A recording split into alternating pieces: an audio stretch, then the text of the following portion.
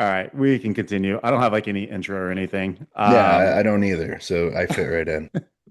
Yeah. If people want to check out allthingshealthtracker.com, go ahead. I'm still working on the apps. I'm an idiot and I need to hire someone. So I people asked can't find David it. about it, and he did not have any recommendations, sadly. To I to don't know, hire man. to hire out to do it. Yeah, like I'm in the final stages. I just need beta testers, and then some people can't find it on the Google Play Store, and I'm like, I'm finding it, and I screenshot it, and then after that, I have to do Apple, and they want you to have like an Apple developer account, and then they won't let me have an account. They keep like denying me. So everyone I know has Apple, and I'm like, I need freaking beta testers, and Yeah. so um, but like I have everything on there. So I was like a menstrual cycle and stuff. So I'm like, if you're a woman, just freaking use it and just let me know if there's any glitches. But it's just pretty much what I would use instead of pen and paper for tracking and remembering cycles and stuff. Yeah. Yeah. No, I think But that's a good idea. yeah, and then they'll be soon linked with other sites and like healthcare practitioners. I just got to get it all approved in the app first. Yeah. Anyways, that's the boring stuff. Um, so special guest, Tommy John. Sounds like surgery, Tommy John's surgery. Yep. Surgery or That's like underwear. that's the first thing because my background's in ortho, so I was like, Yeah. that's like a freaking elbow. Yep. Yep. 100%. I thought about getting the surgery done just to say I've done it, you know? It's named after me. Yeah. Yeah. It's funny. I got a lot of Q and A's from the stories. Did you get any, Joe? No one responds to mine. I guess I have such a small following online because I don't post anything that just no one asks me questions. But Mine's maybe this, when I tag Tommy, people would send me questions, but still nothing. mine's Thought the you were the same cash cow way. here, Tommy. Mine's literally the same way. If I ever post asking for questions on my stories, I just don't get a ton. But what I ended up doing recently was putting it in my client check-in form. And then all of a sudden, people are adding questions to my client check-in form. So now, like when I do my lives, I will go through my client check-ins and I can find their questions that they asked throughout the week. So that's how I kind of force that to happen. Um, so keeps it organized too. Yeah, you just tag Chase or something. No, Yeah. we do not tag Chase because that would get the video taken down. Yeah, yeah, he got all of his Instagram suspended too. He had to create a new one. Oh, really? Yeah. I I haven't been following him since he became Small Chase, so I have no idea. Oh, okay. Yeah. Yeah. So he um just probably a month or two ago they suspended his Instagram account. They even suspended his dog's account. His dog Jim. He had an Instagram for Jim and they suspended that shit too. They just went after him like for no reason. But yeah, so now he probably has like 500 followers now on Instagram. He had like Mm. 90 or something, I'm pretty sure. 90,000. I feel like it's just sour people reporting. Yeah, I think it might be competitors too. You know, Yeah, different type of companies going after him, I'm pretty sure. Um, just because yeah, they hate seeing him kill it, you know what I mean? So I do think there's companies out there that are just like mass reporting anything he does. Um, but yeah, yeah. I just bought some more Motzi and BPC from him. So perfect. Did yeah. you use code I, Tommy? Yeah, you can only use code Tommy. oh, you have a code? I just Yeah, I yeah, just put in Chase. I thought Nick was one. I'm like, I don't know. And then I'm like, well, the only person I know is Chase. So I'll use yeah. Tommy the next time. I appreciate it. Um, yeah, I bounce around from peptide company to peptide company, and then I avoid bio longevity just because Yeah, I don't like It's them. like four But times the price of anyone else, too. they yeah, are expensive. Paramount started to become like that too, which is like why no one's really purchasing them from me, and I don't really recommend anything. Like I don't use that much stuff, so I'm not going to make people be like, "Hey, follow statin. It's going to freaking make you Yeah, jacked." right. And Come on, dude. I had a client beg me to use it. I'm like, sure, dude, let's do it. 2 weeks go in. I'm like, I don't know, bro. Like, seeing much. He's like, yeah, me either. I'm like, all right, let's double the dose, literally. And he's like, okay. So he got on board with that. Nothing, dude. Nothing. I'm like, you should just inject backwater at this point and I take mean, anadrol. yeah, think of I how bet much it's growth you cheaper. can buy. Oh, dude. Like, Yeah. Yeah. Maybe And like a full one kit at today's prices. well, the good thing is, this client, he has a great career and everything like that, and he does run adequate amount of other things. So he's literally came to me and he's like, let's just try the shit and see if it does anything. And I said, okay, fair enough. It's your money. I told you, I'm like, it's probably not going to work, but um, since you have it, we might as well try it. And sure enough, I mean, neither one of us saw anything from it. Training performance, nothing. It was just, we were already progressing anyways, so it literally did nothing. yeah. Um, yeah, I wouldn't expect it, especially with the test trials they're running on themselves with Yeah. no data. But um, okay, questions. Dude, first of all, I don't know about you guys, but I my phone, I have like gunk in it, and now I can only use the wireless chargers, and they suck so bad. It's like it's gonna take Why 3 hours to only charge my phone. wireless? So I gotta get like stuff cleaned out, I think, but it's been pissing me off because my phone keeps dying. And so I got that going on. And then I went and got a massage today, and pretty sure things are moving. And but on the bright side, the girl, she actually works for the Rockets. So she's in downtime right now and she does like house calls. So she's gonna Mhm. be able to come over here to the house and so I don't have to like drive out there, which is awesome. So That's insane. That's pretty cool. I feel yeah. like body work, it's so nice when I get it done, but number one, it's hard to justify spending like almost $200 for a session, even when every time I'm glad that I do. Just it's hard to like when it comes time to schedule the next one, do I want to pay this? And then Yeah. also the massage therapist who works on me, she's a good friend, but she's also very mean to me. When a spot hurts, that's when she just stays there for longer. Yeah. Yeah. Like, why are you so mean to me, Danielle?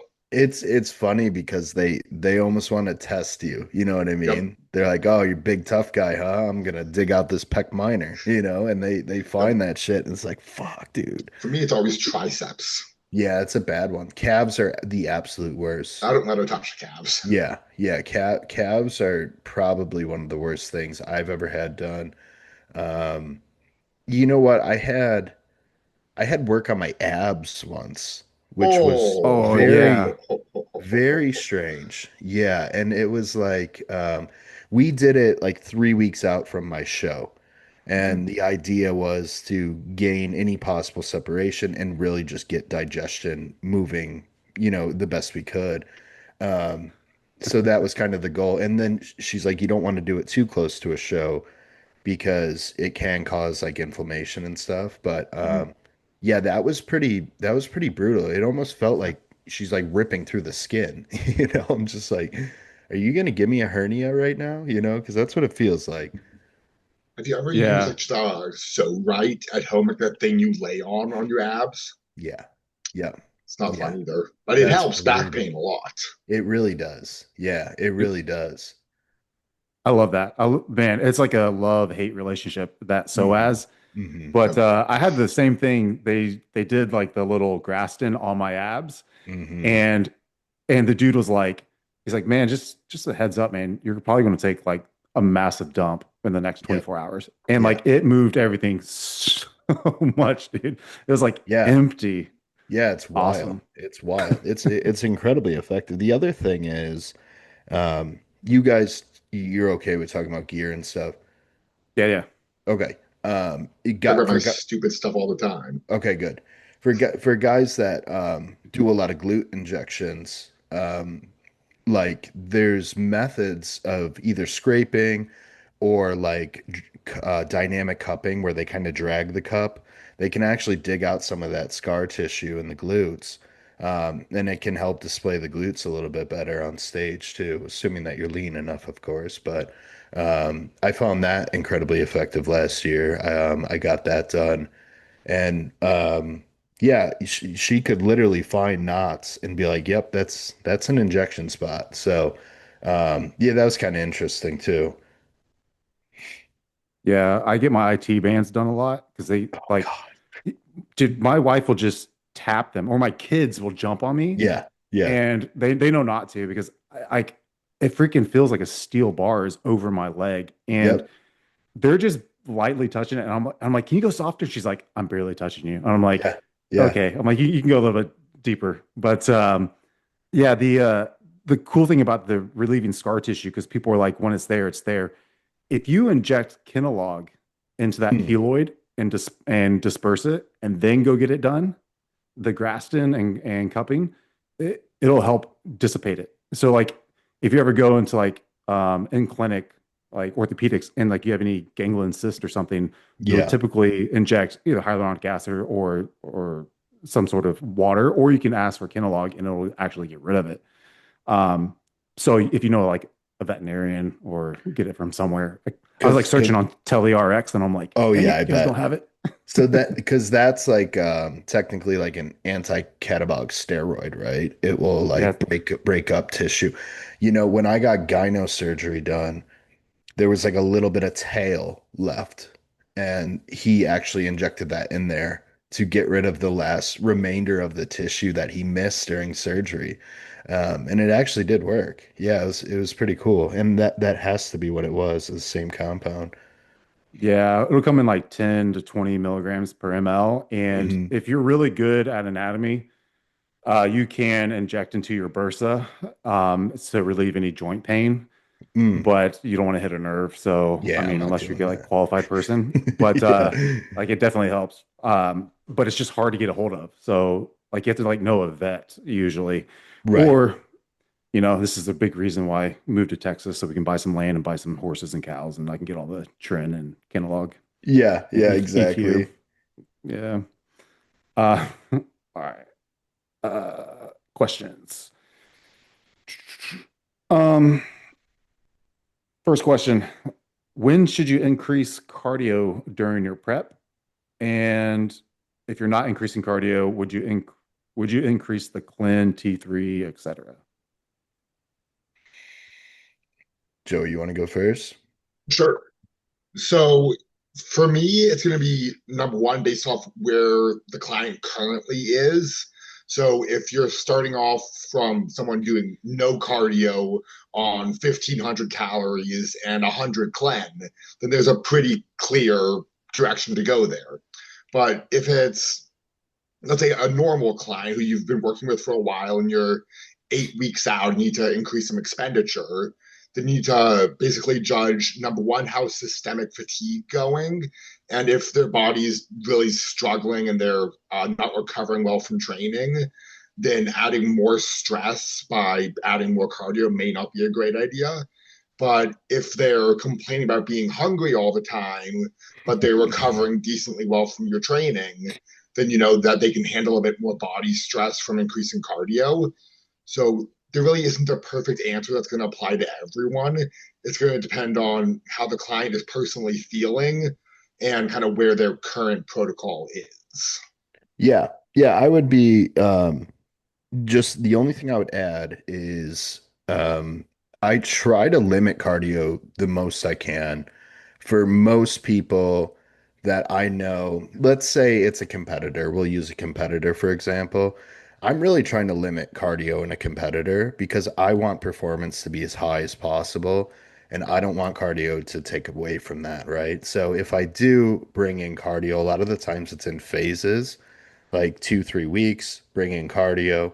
Um, as far as their question was when to increase cardio versus when to add clen or T3, etc. Yeah. It's really going to be based off how their training performance is going. What have they done in the off season? Like, were they doing a small amount of cardio in the off season, or were they doing none at all? Let's say they were doing 20 minutes a day. I might increase it in the very beginning of prep just to get things rolling while there's still a lot of energy. So when I first start a contest prep with someone, I'm pretty aggressive out of the gate because there's a lot of motivation. There's a lot of food still, assuming that you had them for the off season and you built up that food. And there's just more energy in general. So you have a bit more to play with. And increasing activity versus pulling food is always the better move, in my opinion, as far as first levers to pull. The way I look at Clenbuterol is I literally just look at it like cardio in a pill. So either I'm increasing cardio or I'm increasing Clenbuterol. Once Clenbuterol starts to get into the 100, 120, sometimes even 140, that starts to get a bit high for me, and I don't love getting people there. So a lot of the times I will cycle out Clenbuterol. I'll cycle it with ephedrine, and you can run Clen, let's say 4 or 5 weeks, pull it out, add ephedrine in instead, run that for 3, 4 weeks, whatever it is. And a lot of times you'll find some people actually respond better to one versus the other. And then I know which one I'm going to bring into the last 4 weeks of prep, right? Because what I've seen is a lot of people respond really well to ephedrine versus clen, just because it's working on that different beta receptor, right? But as far as cardio, it's just a use-based thing. It's a very hard answer to give, like a black and white answer. It also Yeah. really depends on their time availability for adding in clen or thyroid versus increasing cardio.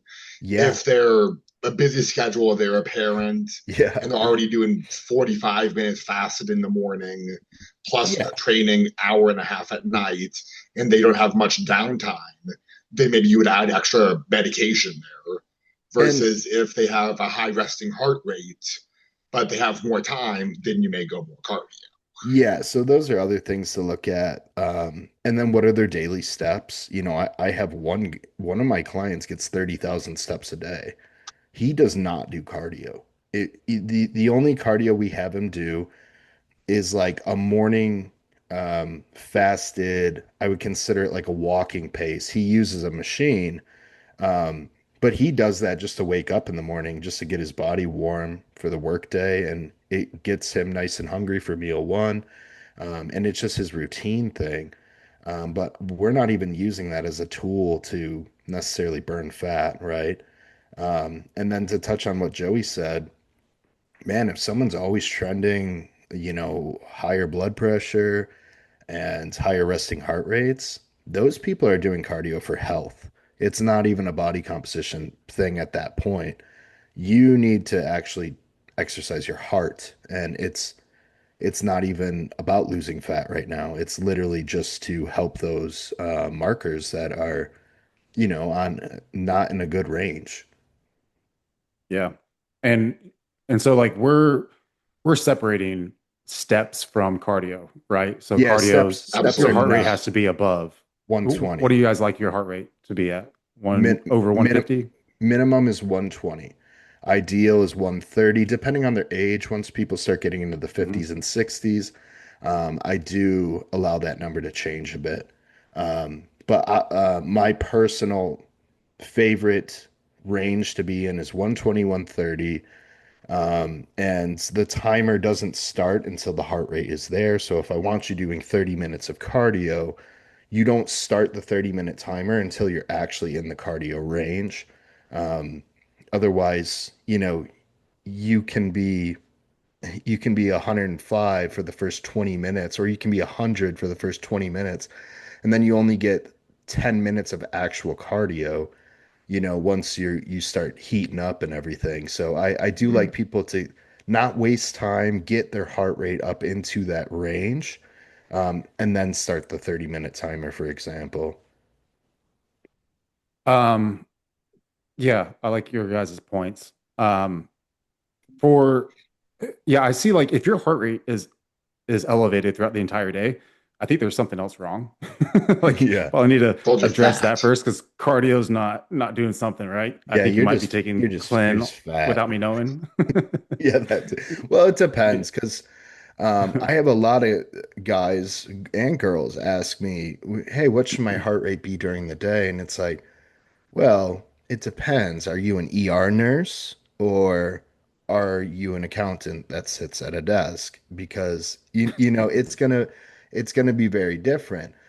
So if your heart rate is just chilling at 100 all day, but you're sitting at a desk, it's like, okay, that's an issue. But if you're doing heating and air, you're a tradesman, or you're, running around in the ER, stuff like that, I mean, yeah, you're going to be seeing sometimes 100, all day long. I see it all the time. Yeah, so your capacity for cardio now it's gonna be harder to get your heart rate up. Like that's what I deal with. Oh, I'm yeah. because I'm more endurance. So like whenever I did a stress test and I like maxed that thing out to where I'm like profusely sweating, and they're Yeah. like I guess you're fine, dude. Because like, Yeah. Yeah. but yeah, my heart rate wouldn't go past like 160 or 150 or whatever they wanted me to get to like 180 or something, and just And wouldn't get there. and truthfully, that just means you're incredibly efficient, Yeah, it and I means mean I can still use cardio. I just do, if I'm looking for fat loss for me and preserve muscle, yeah, I just do interval training. I love intervals. Yeah. And I use intervals a lot for natural guys. I don't have a ton of natural bodybuilders that I coach, but I got, I believe, five. Most of my natural guys are doing intervals as opposed to steady state. And a lot of my females respond really well to interval cardio as well. Yeah, yeah, you find that out quite a bit, like the women versus men with the cardio Yeah, I think, and I think, I mean, I don't want to stereotype in any way, but women, stereotype. We love it. I'm going to We talked about anyways. this a few weeks Yeah, ago, yeah, Andrew. yeah. Don't worry, I'm going to anyways. But women just like intervals. They do really well. They do really well with them. They like the challenge. I truthfully think that women have a different pain tolerance, and different thresholds than men do, especially when it comes to something that's very burny, right? Like hopping on a bike and just pedaling your ass off. Like guys are crying because their legs are on fire, and women love that shit. They do really, really well with it, and they like And the then they'll go and challenge. squat. They will literally go and do a workout, and then just ask for more and more volume. And yeah, it's there is a difference in my opinion. Yeah. Yeah, the yeah, going back to like the cardio thing, like I would just say like yeah, whenever you stall like digestion or fat loss isn't happening and you're already maxed at like 45 to an hour cardio, like I would switch to interval training or switch Yeah. up your cardio source. So whether it's if it's stair stepper and it's not working, I don't like stair stepper for a lot of people. I think Hmm. there's few people that actually can maintain leg mass and strength. Because if I start seeing my strength go down in the gym and Yeah. I'm still 2 weeks out, there's too much cardio. I would pull back, look at the food volume, look at your carb intake, and I prefer clen and uh and I've been kind of messing around with the mirabegron. Yeah. Yeah. That one's definitely way more mild than Clen, but in the Yeah, background, I think it can help for sure. Um, yeah. one No, thing that go ahead, Joey. sorry, go ahead. Okay, in a similar vein to kind of what we're talking about here, when would you two use albuterol versus clenbuterol? Oh, that's a question I have too. Oh, Oh, is it really? I Yeah, promise I didn't ask it. This that is was gonna sound dangerous, but I don't use it instead. I actually use it with clenbuterol. You just have to be very careful on the dosing.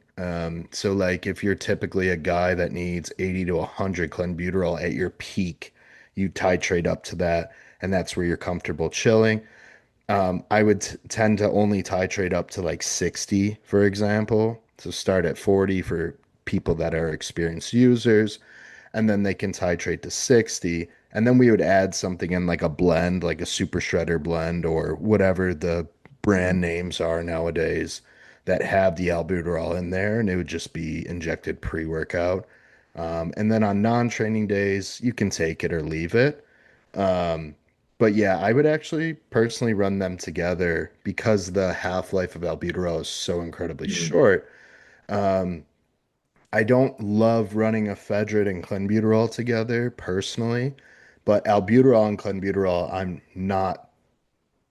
I've done it before. Let's just say that. I've done it with clients before. And it's not I a pop. the Go ahead. Go ahead. I was just going to say it's not like a popular first choice that I make. But if we're getting close to a show, and let's say we're 3, 4 weeks out, and I want to see those glutes starting to get a bit harder. Honestly, albuterol will have some localized effect if you're injecting near the glutes because it's very thin, so you don't have to worry so much about injecting it near the glutes. But I've actually personally seen localized effect from injecting albuterol near the glutes, and I know that's kind of it's total bro science, but I've seen it enough times where I'm like, man, I think that might actually have some effect, you know? Yeah. You're going to say something, Joe? I was saying the only reason why I asked is hypothetically, I have a couple of albuterol inhalers upstairs that have been calling my name for a while. Oh yeah. I Yeah. just I got them when I was just feeling really crappy and sick, and I actually need to clear up some airways. So I ordered them from one of our places, and Yeah. then it took a month to get here. So I was feeling better by then. But now there's every time I'm refilling my pills, they just call my name like, "Hey, use me, Yeah. use me." Yeah, I mean, Yeah. morning fasted cardio with a doing a little bit of albuterol before that. Personally, I like to take clenbuterol after cardio, Yep. just because I feel like there's a synthetic heart rate increase, and I feel like you had to work less hard to make that happen. So I feel like you're Mhm. cheating your cardio a little bit. But I'm not opposed to some albuterol pre-cardio. And then after the cardio is done, that's actually when I would take the clenbuterol. And then it's something that I would call like an after burn, right? So you got the heart rate up naturally from actually doing work, and then you continue to kind of keep the heart rate elevated with synthetic cardio in a pill, essentially, right? Mhm. Um, that's how I like to do it. And then, some people take their clen before cardio, and it's not a big deal either, you know? Yeah. But I have some people that they'll do the same thing with slew that you're doing Yeah. with clen. It's like cheating the system. You Yeah. keep it while you're not burning the calories during your exercise. Yeah, you almost get a double tap effect, right? You kind of get the best of Yeah. both worlds. The last thing I wanted to add about cardio is it's very useful in the off season when guys or girls are starting to lose their desire to eat food or just appetite in general. A small amount of cardio is going to bring back your appetite very quickly, especially if you do some intervals, like fasted intervals in the morning. That is going to get that metabolism going, the appetite going for the rest of the day, 9 times out of 10. So that's a very useful tool. And I know it seems ironic to add something that would be perceived as, you know, pulling calories from the body, but it speeds up that metabolism or that desire to eat enough that you can counteract that with your normal diet. So that's a tool I use for people that are really struggling to get that food in. I'd much rather have them do some intervals 3, 4 times a week instead of trying to get more shitty food in, right? Trying to get easier calories in. I'd rather they get the calories that are prescribed in and just add that tiny little bit of interval. Yeah. What was I about to say? Oh yeah. Having the cardio in during your off season. I mean, let's think about this too, like keeping your VO2 max output at high levels. I mean, you're going to put off more heat, which also means you're going to be able to burn more carbs like Hmm. quicker, and that will aid in digestion. But you're also going to help with your endurance capacity. So like, if you're a fan or not of having some low dose tren in the off season, or then when you go into prep and if you're throwing in tren, it's going to impact your cardiovascular Oh yeah. activity. And so if you're already set and primed, I mean, it's not going to be that much harder than what you were doing in the off season. Yeah. But you know, even looking outside of clen and all these other peptides and stuff, I mean, cartering is still super useful. Yeah. Um, and even I haven't tried injectable, but I know there's injectable, but like capsules wise, it's really bioavailable. So, but I mean, that's something else you can utilize too. But yeah, I think usually fasted cardio is my first go-to with intervals. Yeah. Yeah, I think so too. And it's just a good way to start your day too, because you'll get a little bit of dopamine hit from it. And you know, it's kind of cheesy, but like the way you start your day kind of sets the outlook for the rest of the day.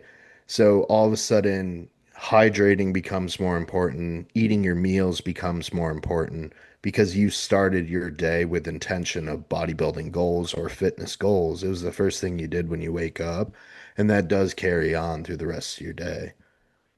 I mean, you get the highest cortisol spike too. Like, why not take advantage of it? Like, you're Yeah. so productive.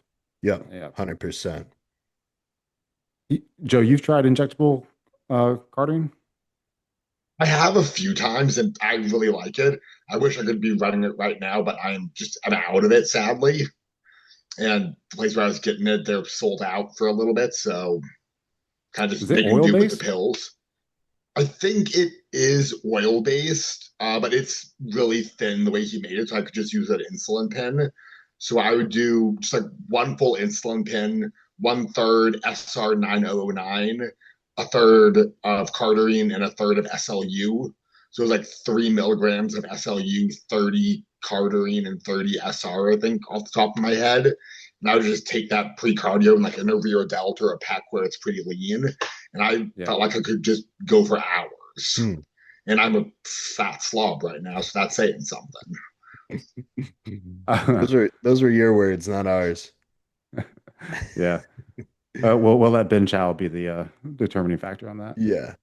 Hey, he Um, said he's not pulling food yet, but I think he's a little bit crazy. But trust in the process. Yeah, no, yeah. dude, you're in a really good spot. And you got to remember how much muscle that you've put on. And guys And you're and a tall girls, dude. yeah, that too. But guys and girls with more muscle get in shape faster, I promise. You know, and it's not a surprise. You know what I mean? Look at Mm. look at the pros. They can get in shape in 12 weeks, you know? Hey, so that leads to the next question we have. Um, how how much body fat should you be before you start your prep? Like what's an ideal body fat percentage? So like how much weight should you be gaining in your off season? So if you came on stage and you weighed 180, and maybe in the off season you started at 220, like what hmm should you aim for to be bigger on stage? Body fat percentage? Like, are they I asking for guess like a he max said body limit? fat percentage, but I think both size and body fat, you know. Man, it depends. Someone that is young and needs a lot of mass, they need a lot of size. I'm not afraid to push their body fat up a little higher. I'm really not. And I'm typically a guy that says I don't love for guys to get over 15, 17% in the off season, and I don't love for women to get really over 20, 22, 23 in the off season. Um, but there are younger guys that need to just kind of push it a little bit and kind of hold that and just really just kind of live at that heavier weight, let that body acclimate to it. And then once you get in contest shape again, you know, then when you get back to that weight again, you're going to get back there leaner, right? So, for example, I was 250 this morning. My 250 now certainly doesn't look like it did 5, 6 years ago, right? I have somewhat visible abs at 250 now, and that was not the case 5 years ago. And now I can push a little harder because my extremities stay lean, right? So my legs have lines in them, my arms have lines in them. In a t-shirt and shorts, it looks like I'm in shape. So I can push that body fat a little bit higher. Um, but I do think guys and girls that are just they need a ton of mass. I like to push them a little bit harder and almost let them get a little chubby, and really take advantage of that training performance that comes with that. Now, when you get so heavy that the training performance actually suffers because you got low back pumps and you can't get in the proper positions to do movements correctly, I do think that's a bad sign. Um, so really, I think in general, my opinion is still 15, 17% is the max body fat allowance. That would look something like you at least have something that resembles abs, and you likely have one or two lines in your quads, right? Um, that's kind of my max for most people. Yeah. Same I'm here. in a I mean, that's similar vein. yeah. I feel like it's a bit kind of the older school method of don't need to get fat and sloppy to put on size. But I think especially for younger guys like myself who do have a little bit of time still where they're Hmm. not going to be, there's no set show date, there's no time that you have to compete by. I think feeding enough to where you're performing at your best is going to be your best option. So that's going to look different for everyone. Some people, if they're just naturally a super lean person and they're trying to push 8,000 calories to put on weight, and then because of that, their training is suffering, then that's too much. If they're a naturally heavier guy like myself, trying to stay where you're shredded and you can see abs at night year round, then you're going to be hurting your training because you're not going to be able to push as hard and execute as well. Yeah. So you need to basically feed to where performance is at its best when you're trying to put on as much size as possible. To directly answer the question of where should you be to be starting a prep, I think it could depend on how long you have before the show, obviously. But a good rule of thumb is you don't want to be having to lose more than 2-ish pounds a week to be in good condition. So if Yeah. you're 20 weeks out, you shouldn't be more than 40 pounds over where you project your stage weight to be. And if you're starting at 10 weeks out, you shouldn't be more than like 20-ish pounds. Yeah, those would be pretty much my exact numbers. If I had to give a number, it'd probably be 40 pounds, just like some random number. Mm. For in a typical contest prep, in my opinion, is 24 weeks. And that doesn't mean you're just doing fat loss the entire time. Because a lot of times when I start contest prep, I actually like to see what's happening with Joe right now is I like to push up food and I push up gear at the same time and get that an initial, surplus. Now we have something to work with. So I let their body become acclimated to the higher calorie load. And now that metabolism starts speeding up because it has to process all this food. And then as soon as you take a decent chop, that metabolism's still rolling. The gear is now peaked. Everything's ready to roll. And I think it sets you up for a really nice prep. Yeah. I mean, realistically, people aren't going to be gaining like 20 pounds of stage weight and, in a short amount of time. So I think No, some people, they're just, they don't understand like lean tissue. Like, I mean, because whenever I talk to people about it, I'm like, it's not, I think of lean tissue as like beef jerky. Like, I think about literally, it dehydrated. yes, like zero Yeah. fat, like what is left, right? Yeah. And then if I'm feeding you up to get into the show, like again, keeping visible abs, stay or the off season weight probably 20 pounds to 30 pounds more than what you were before. Mhm. But then that diet, I mean, I don't want a lot of food. So I'm on, I'm a bigger, high calorie, low volume. So like we're throwing in syrups, dates, like dried Mm. fruits. Mhm. high carb, low fat, keep the fats at night so at least you can get down all the food and then it not impede on your training. Because like, what's the point? There's another question here about this, but like, if you can't train with intensity and progressive overload in some way, then what's the point of you doing this nutrition, you know? Yeah. Or what's the point of you doing anything? Yeah, yeah. Training is the basis of all of these things. You know what I mean? If your training performance suffers, you're not going to grow muscle, and you're not going to be a bodybuilder. There's no point to, and if that's not your goal, that's fine. Then we just focus on, um, if you just want to be the best looking dad at your local beach, that's different. But if you want to build some real muscle, like training has to be high level stuff. And you have to be able to perform at a very high level that is progressive, like you said. And it has to continue to be progressive. Yeah, and I don't work a lot with bodybuilders anymore. I usually give them off to other people, but even with like, dads, right?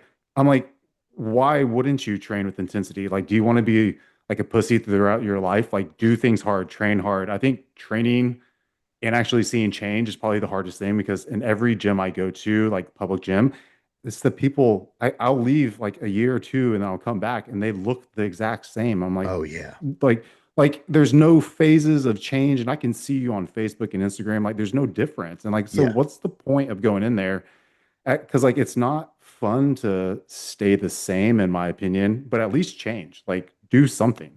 And it's the pretty much the only time that we have to do something extremely physically challenging. Unless you work in some sort of very physical challenging job, like as men, even women, we're supposed to do things that feel hard and challenge us. Otherwise, like we're just existing and we're never doing anything more. And I just think, I mean, that's why I love training because I could always hurt myself in a socially acceptable way. It's like you can let all of your emotion out and you can just be a different person for that hour and a half you're in the gym and um just really challenge yourself. There's nothing else in this world where you can do that with. You can work on the railroad tracks or, you know, mine for coal, but it's still not the same as moving some heavy weight and just the weight that could crush you and you successfully moving it. Like I don't know, there's just something really powerful about that. Yeah. I like being scared. Like if I'm gonna like mess up something like because every time I do legs and I get like under a hack or a pendulum and I'm just like I go down so slow and I'm just like squeezing everything. And in my head, I'm like, what if I just like blow my quads out? I'm like, that would be awesome, but it would suck. Yeah. Yeah. Yeah, I think you need to walk into, especially with leg day, there should be some butterflies going in your stomach. Like, oh dude, not yeah. necessarily that, like, oh, I'm going to do something stupid and then I'm nervous that I'm going to blow my knee out. But you should be like, hey, this is going to hurt a little bit and that's okay. But it should be kind of just anticipation leading into it. Oh If you're yeah. never having any of that kind of healthy fear, I think you aren't pushing yourself hard enough. Yeah, Yeah. You're just kind of I getting can't the pump and imagine. leaving. I can't imagine just willy-nilly walking into the gym like I'm gonna do a workout, like especially legs, like you said. I'm pretty terrified to train my legs. I tell people I hate training legs so much and they want to challenge me on that. And it's like, dude, training legs scares the shit out of me. And I like it when it's done and I feel great. And at the end of the day, I love training legs. But when you really boil it down, it's like, dude, I hate that shit. It's like, it gives me so much anxiety just driving to the gym, just knowing what you're literally headed to, something that is going to be terribly painful and you're volunteering to just go do that. And so it does steer a lot of anxiety for me. It has for the last 20 years. Anytime I was about to train legs, when I was really young, I would actually make myself sick. I couldn't eat my breakfast. I couldn't keep it down because I knew that like, and then some of the guys that I trained with were just terrifying. And I knew that I had to go face them, you know? So it's like, yeah, I totally agree that if you don't have anything that resembles that feeling, you've never trained your legs. Yeah. Like, yeah, training with people that are stronger than you and that are just crazy. I love it. I try to invite myself. I can move the weight and keep up and stuff in volume, but like, working out at MI40 or now that I'm over here in Houston, there's like Roman Empire and all these Imperial Fitness. And so like, I'm just like, messaging these people on Instagram, be like, hey, like, I'll train legs with you. Yeah. And, they just, they're welcoming it. But, last week we were talking about intensifiers Mm, and, yesterday, my wife and I went to the gym and I made her do a drop set on hacks. So I just like loaded the thing with tens. yeah. And she was Yeah. like, Hell yeah. because like I did a drop set, right? And then she was like, okay, I'm just gonna do one more set. And I'm like, no, no, no, you're doing drop set. She's like, no, I don't want to. I'm like, just do it. And then this one dude came over that we know, and he's like, do it. And then she did it, and she's like, I'm done. Like Yeah. she was Yeah. just She's dead. probably sore for 5 days too. But Yeah, man. that's But that's a lost art is younger guys, older guys, it doesn't matter, but just going to the person that's more intense than you and being like, "Can I train with you?" That's such a lost thing. I've traveled across the United States to train with different people. And, I just try to find the people that are going to damage me the most. Like when I went and trained with Dave Tate, we trained for 3.5 hours, and he told me before we started, he's like, don't ever do this again, but I want to show you where the ceiling is. And dude, on my drive home, it was a 6.5 hour drive home, everything in my body cramped. Both my triceps, my hamstrings, my calves, all at once. And I'm trying to drive. My wife is like, "What the fuck's wrong with you?" I'm like, "I need to pull over. I need to get out of this car." And I was literally, I felt like I had rigor mortis. Like everything was just cramped. It was, it was terrible. I was thinking something similar, not to that extreme, because I've had the privilege of training with Dave, and Yeah. I would probably die of rhabdo if I did.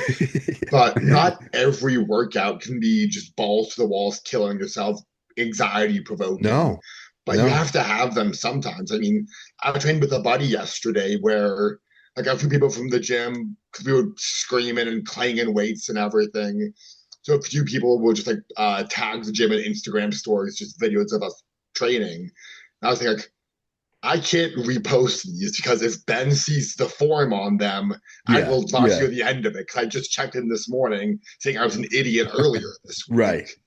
So I It's think you need to have, yes, productive bodybuilding training sessions where you're targeting the muscle and you're taking it to failure and then stopping. yes. But you also need to have character building workouts where you test Yes. yourself to see how far can I push myself, even though I know it's going to hurt like hell tomorrow. But You can I you still push myself to that degree? yeah, and like Dave made us sign a waiver and everything before we started, basically Mm. saying he's not liable for whatever happens.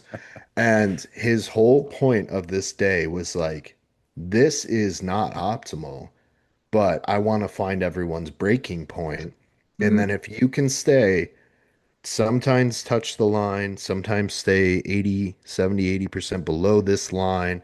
That's where you want to live. He's like, but this is like an every once in a while thing where you just need to touch that ceiling and push that ceiling a little bit higher over time. And then if you're always chilling at 70, 80% of something that's very, very extreme, it'd be like if you have 1200 horsepower in a car, you want to build the motor to handle 2000. But if you're always chilling at 1200, like you're good to go. That motor should last much longer than if it was built for 1400 and you were running it at 1200, right? So, pushing that ceiling higher and higher and finding a way to stay just below red line and live there for a long time. There's no way you can't get better. yeah.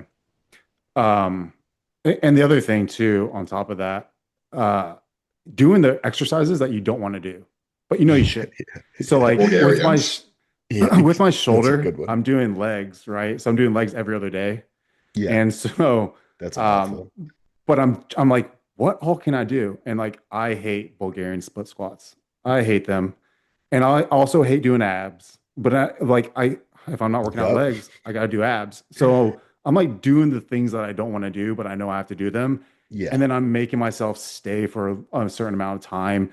And I'm like, I'm not leaving until I'm making it burn, right? So yeah, it's like if I yeah. can't feel my abs burning, I have to go back and do that set all over again. So but that's another thing. But dude, I went to Redcon gym and I lived around Tampa, so like driving over to Boca, it's like a 3 hour or 4 hour drive or whatever. Yeah. Me and my buddy went there. We trained and of course trained legs, and I did like every freaking equipment over there. and Yeah. uh, but then the dude made us do a cold plunge after, Oh yeah, it's brutal. and I ended up getting that was like one of the times I got rhabdo. I've had rhabdo twice now, Yeah. but I was like pissing Coca-Cola, Oh yeah. and dude, it was terrible coming back. And then 2 days later, I had to drive to Texas because we moved to Texas. Yeah. So I Oh, had it's to drive 16 awful. hours with rhabdo. That's what my shirt says. It says tiptoe on rhabdo. So you never want to go full rhabdo, but you just want to Dude. tiptoe it. And shout out to DLC for making me this shirt. But that's kind of my whole philosophy is you just want to tiptoe rhabdo. You never want to go Yeah, full rhabdo. yeah, Never go it Um, full sucks, retard. man. yeah, It, exactly. Yeah. yeah. But like even bodybuilding, man, like it's hard. It's a different type of hard. It's a different type of intensity and work ethic. But like coming from a sports background, having Yeah. to, I went to these down and dirty camps for like skills and lineman camp for football, and like all the NFL scouts are there, and all the college head coaches are there, and I'm like, and you're a high school student, and dude, I mean, drinking out of PVC pipes and staying at some college dorm Hmm. for a week. I'm like, they don't even care about you. Like, you're not even a person, you're a number. They just call Yeah. you by your number.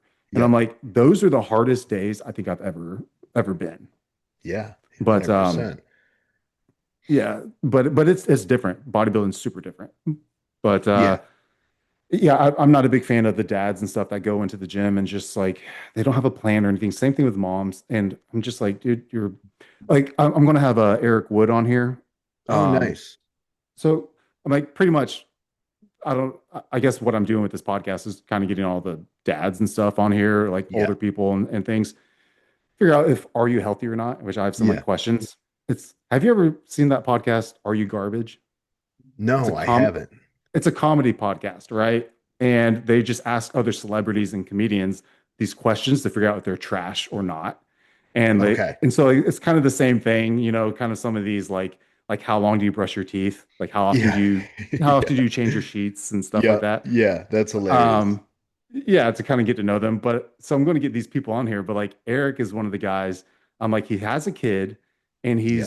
he's meal prepping in front of his kid and like the kid is eating the same food as him. I'm like she's going to grow up just to know this is normal, and Yeah. that's to me that's awesome Yep. because my kids see me and they don't eat anything like me. They're garbage disposals. So but I'm like the dude's doing something right. Oh, for sure.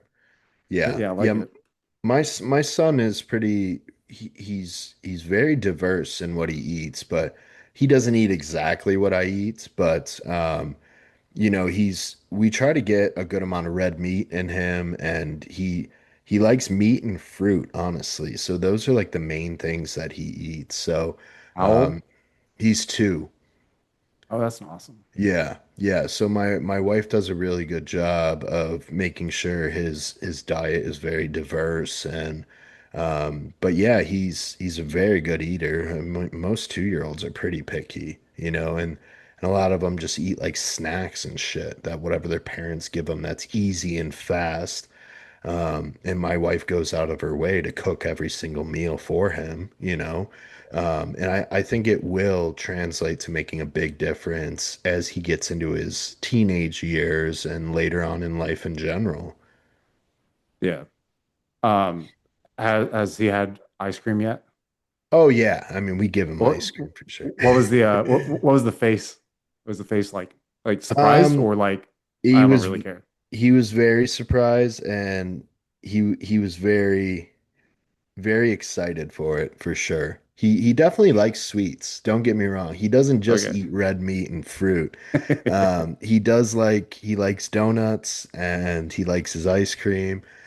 He does like that stuff too. But, I want to make sure that he gets to enjoy being a kid, and having some of that stuff, right? Yeah. Hey, back Don't. question here.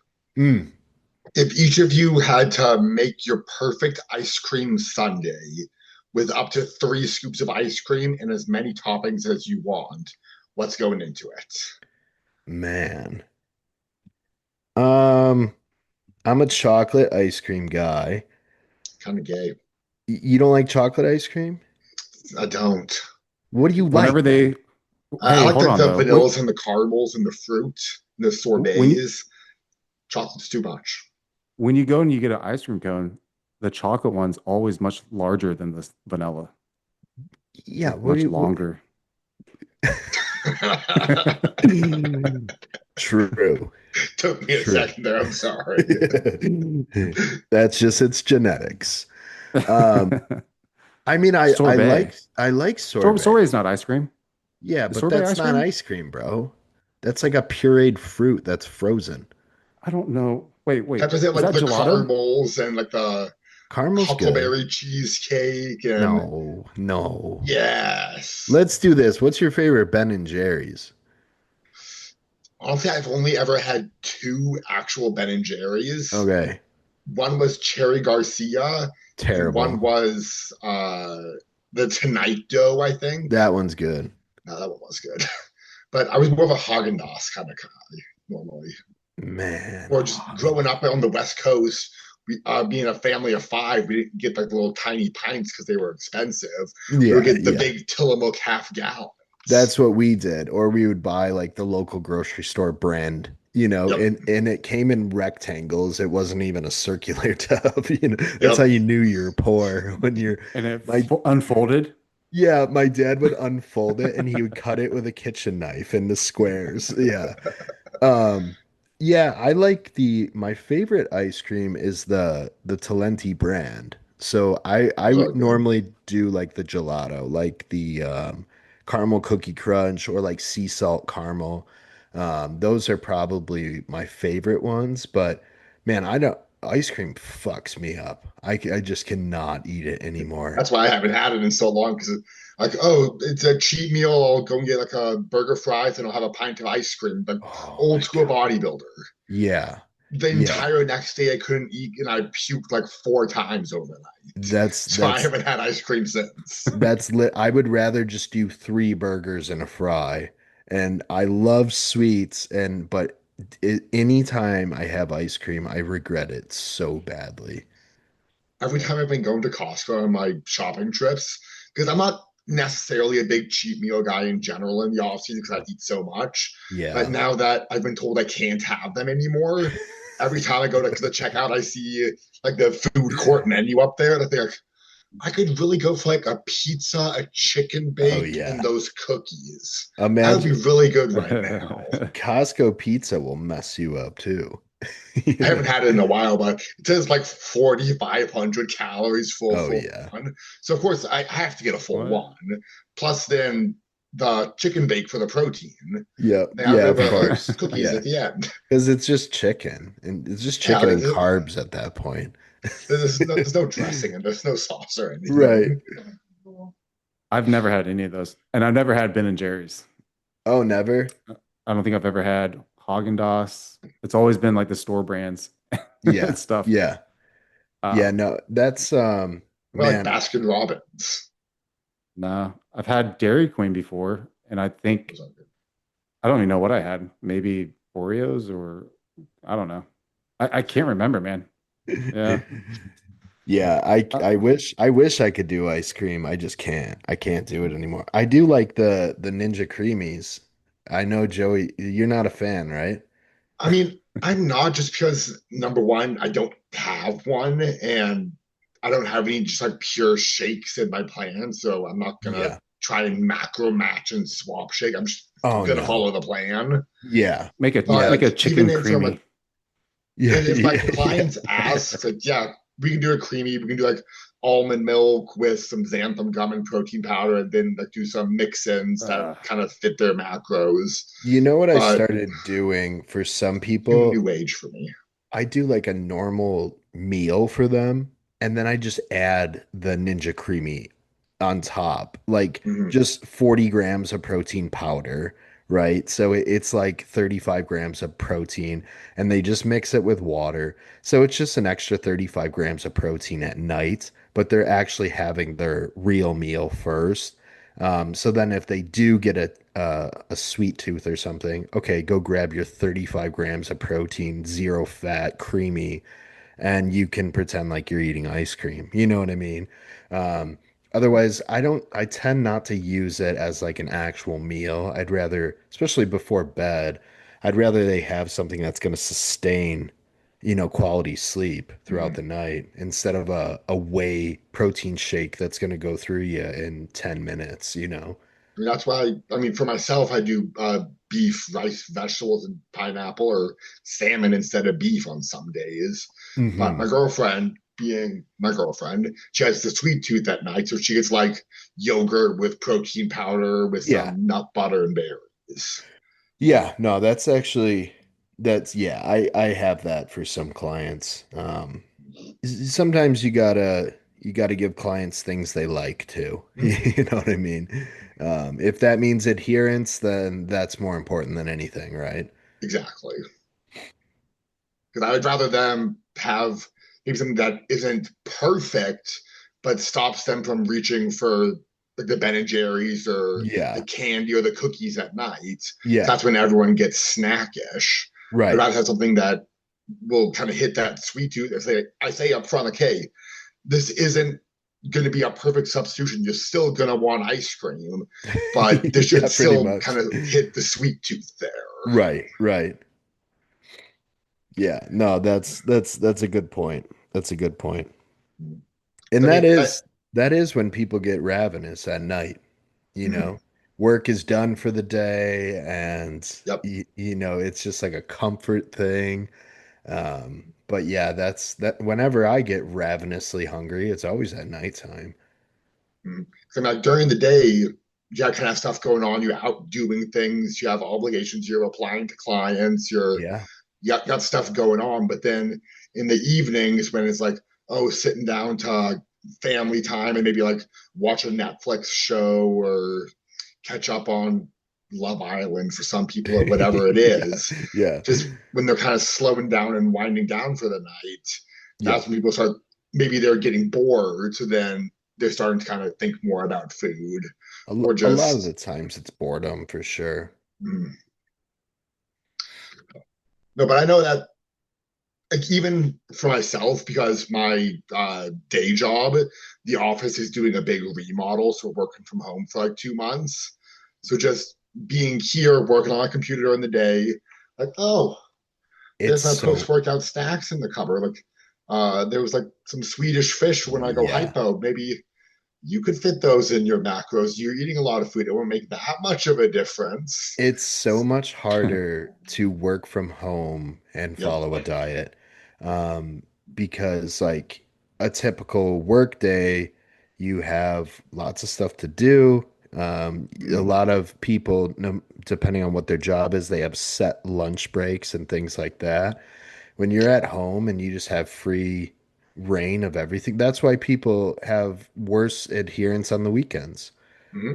because if they're sitting at home and the pantry's right next to them or the fridge, it's very easy to go fuck off, right? So I um always remember back to one of Chase's stories used to always tell on the live streams yeah. of when he was hired on to be a personal trainer for that person in Chicago. Yeah, yeah. And it was working because he was dieting that all day.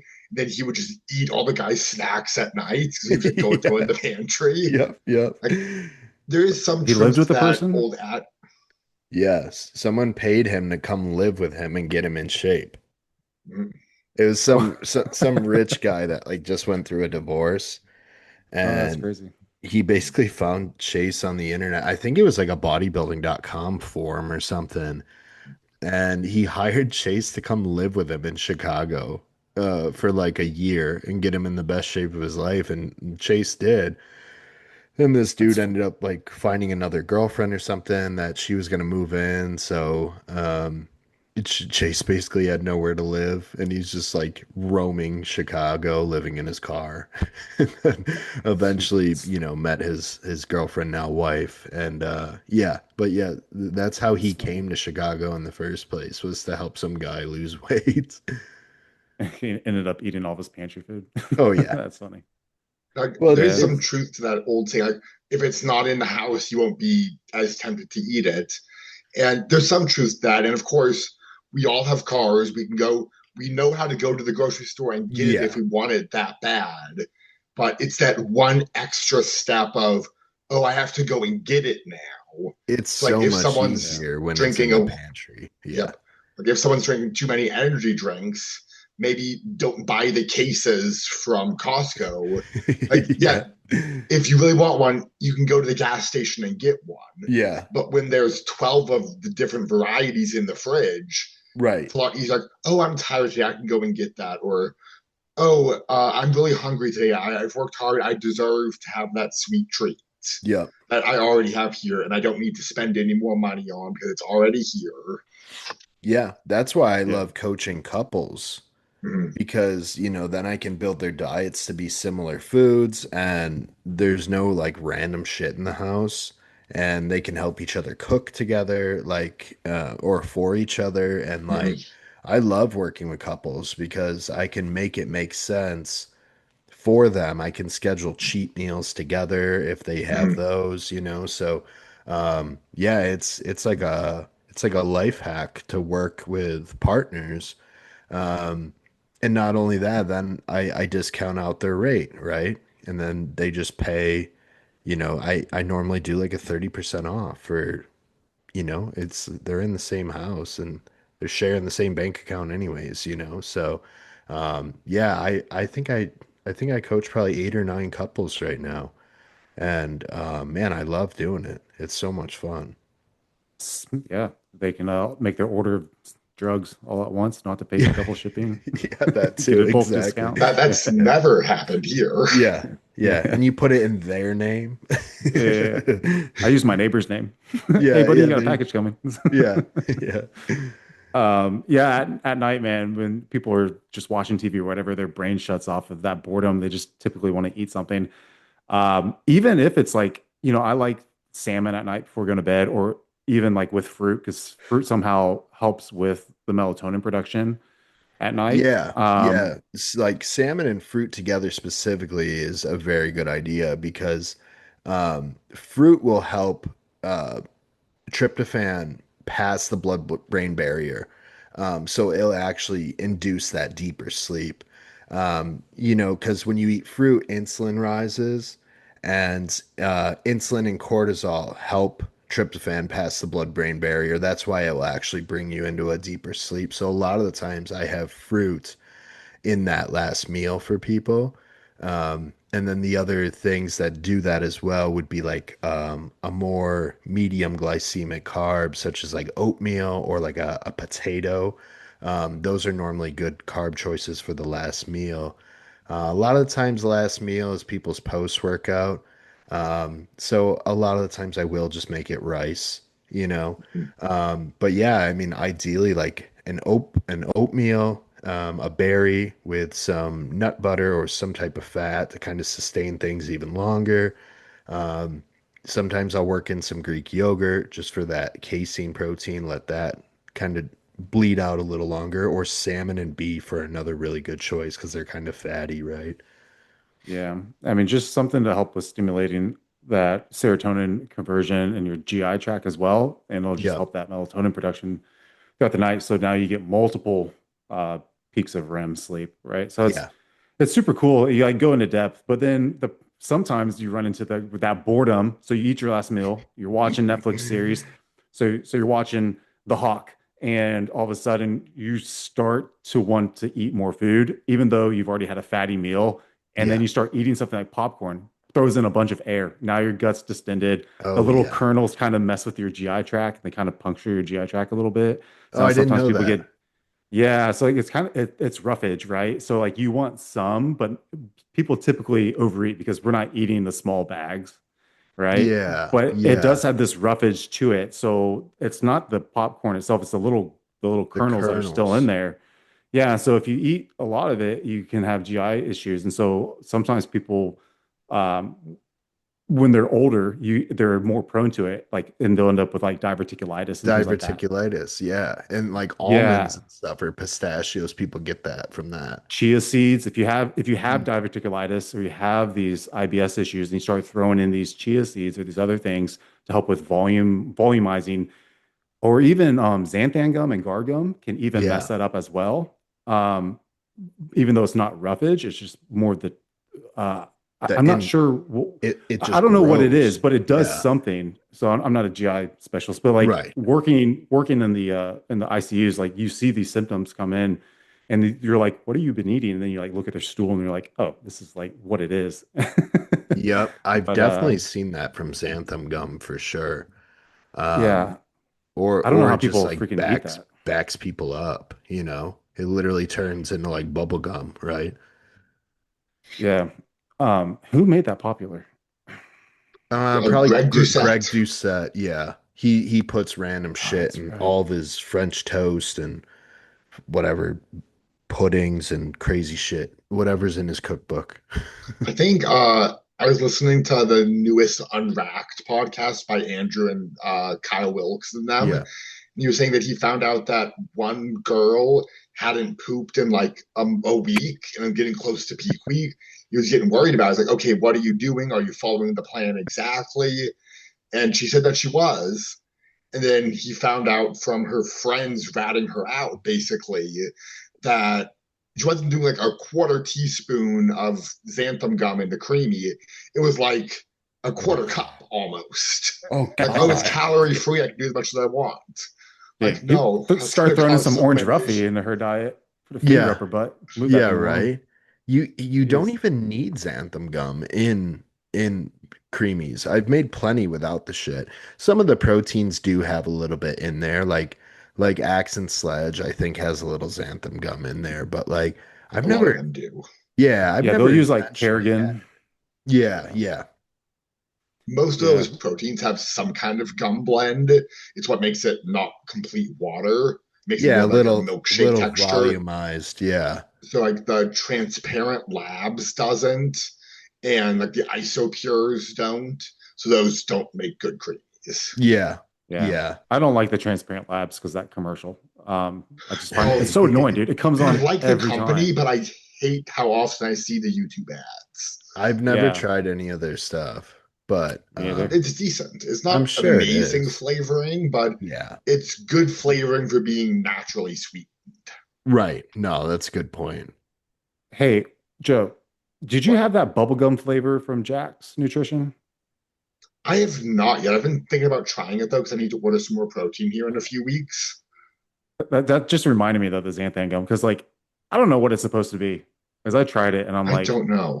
it tastes like a vanilla. I don't know. I just think it's vanilla, like cotton candy. I don't know. Like the yeah. I was thinking about buying some of their stuff, but then I because they're one of the cheaper sites for protein, obviously, at like 40 bucks a tub these days. That's But good. through one of the retailers that I know online, it's like a $60 tub, but then it's 20% off in cart for the brand. And then you can stack a 10% discount code on top of that. So it comes out to like 38 bucks a tub. So I've just been going with that recently instead. But I think once they realize that, because that 10% off code isn't super widely published. So once I think people start catching on to that, they may take away some of those discounts. They'll go more towards the Jack stuff. Yeah. Tommy, you try any of those muscle sports proteins?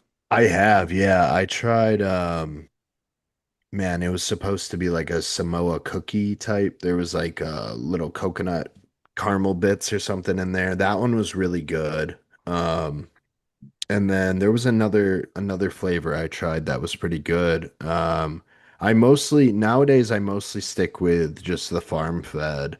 Axe and Sledge, only because I know it doesn't mess with my stomach at all.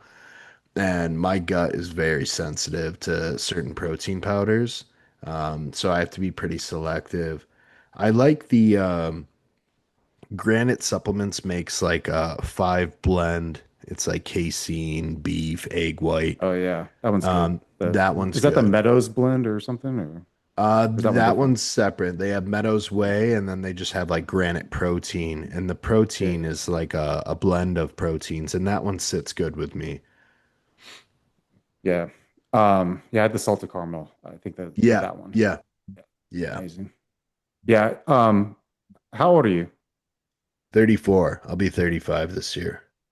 Okay, so you're a little younger than me, but because like I'm just amazed at the protein flavors because I grew up with like Oh, dude, yeah. designer whey and like you had vanilla, chocolate, and strawberry, and if chocolate was gone, you're like, okay, I guess I'm going with vanilla, and if vanilla's gone, you're like, I don't know if I really want to buy this strawberry. So then you're So like, bad. I'll just spend the money on the EAS or the Metrex packets. Yeah.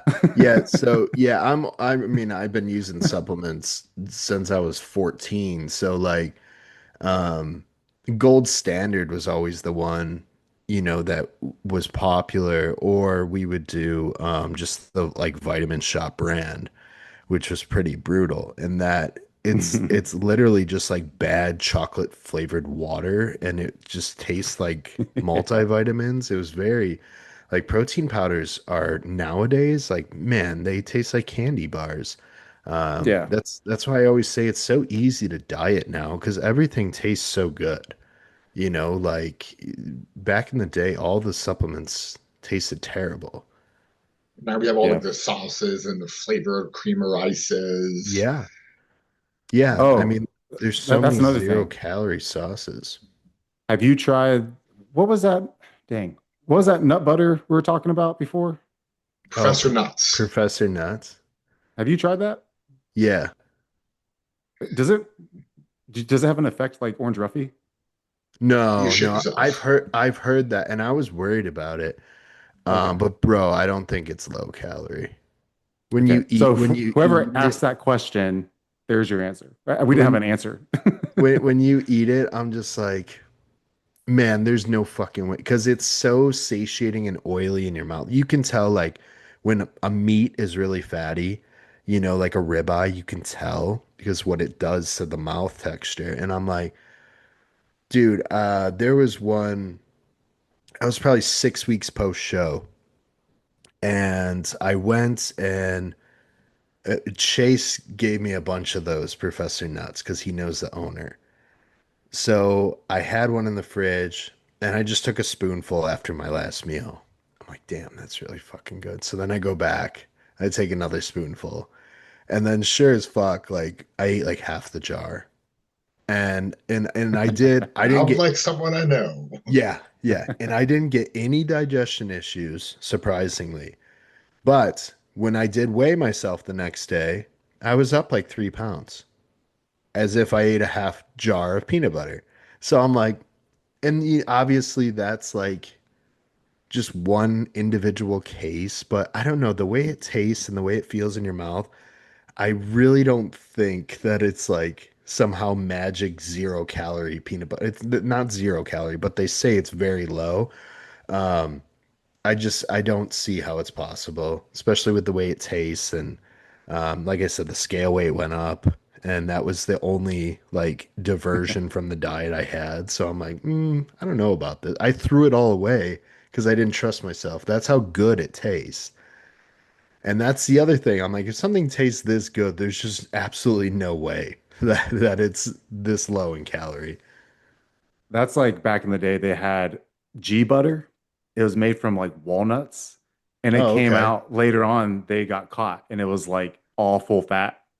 Because Yeah. like when they came out, and I think they're at like a Orlando Expo or something, or Orlando Europa, and dude, freaking good. And I knew the owners and stuff, and I was like, dude, this is great. We're gonna put it. We had like a little kiosk, and come to find out, like a year later, they're in a lawsuit. Oh no. Yeah, Uh, I think that might be the case with this product. I would just I would just treat it like normal peanut butter if someone is going to use it. And I would count it like normal peanut butter. So I would just pretend that it is literally full fat, 16 grams of fat per 2 tablespoons, 32 grams, whatever it is, 16 grams of fat per 32 grams of weight. That's how I would calculate the Professor Nuts. It does taste better than real peanut butter, in my opinion, because they have different flavors and shit. And they're all quite good. Yeah, it's like I can't believe it's not butter spray and Dexter Jackson. You still like Yes. just pour it. Yeah. If you look at the label, they are truthful on that label. They Yeah. say like 1/1000th of a spray is like 5 calories or Yeah. something. And And there's people like are 500 using, servings in there or something. yeah, yeah. People are literally dumping it, like you said. Yeah, that's like people that are on keto diet and stuff, they're looking at keto approved foods, and I'm like, you do know it's roughly the same thing, but they just doubled the servings, Yeah. you know. Yeah, exactly. Um, okay. Next question. We just got a couple more and then You're we'll all be good. done. I got time. Next question. I skipped this guy's question before. Pharma or generic GH? He spent a lot of Oh money on God. pharma. Was it worth it? Because he doesn't notice a difference. It's J so person dependent. Joey can go first. Yes. 'Cause I think I have a different answer than Tommy does, but Joey and I have answered this question 9,500 times, I think. I think so, yes. It's very person dependent. So, number one, if you can only afford generic, you don't need to be trying to save up to cycle pharma for 3 weeks out of the year. It's not GH in general is not going to be so good. You should be having to make budgeting decisions based off of it. But personally, I find that a good generic works well for most people. But the thing is going to be generally generics will have more side effects. And depending on the person, depending on the severity. So it's almost like each person has an individual threshold of how much of bad in GH they can handle. The amount per unit of generics of that bad is going to be higher. So maybe you can run 10 units of generics.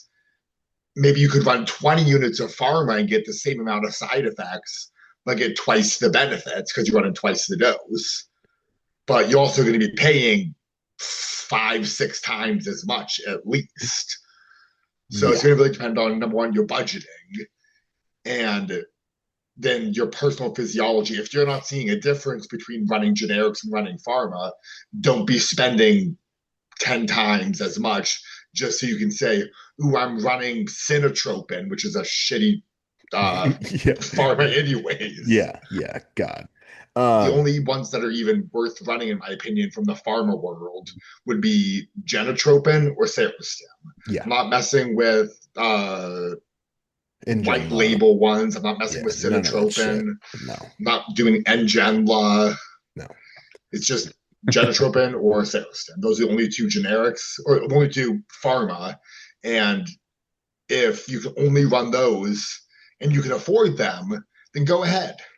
But it shouldn't be delaying your kids' retirement funds to be Mhm. buying Genotropin instead of the Chinese generic off the market.